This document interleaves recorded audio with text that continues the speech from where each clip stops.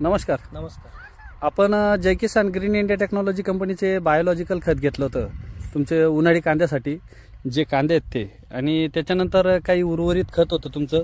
हे जे बघा कांद्याचं जी हे झालेलं आहे, जे ही जी रूट आहे पांढरी रूट एकदम जबरदस्त आहे आणि रोप हे एकदम ठोकळ आहे.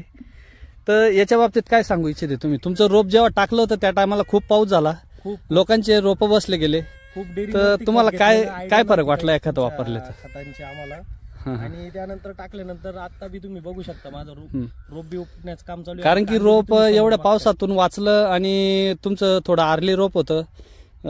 कांद्याच्या रोपाचे एकदम व्यवस्थित हे झालेलं आहे, ठोकळ झालेलं आहे रोप बघू शकताय, आणि पांढरी रूट पण भरपूर प्रमाणात आहे. तर 100% भाऊला चांगले रिपोर्ट आलेले आहेत, सचिन भाऊला. आता आपण इतर शेतकरी बंधूंनी पण वापरून बघा, ऑल क्रॉपसाठी चालतं हे खत. धन्यवाद भाऊ. धन्यवाद.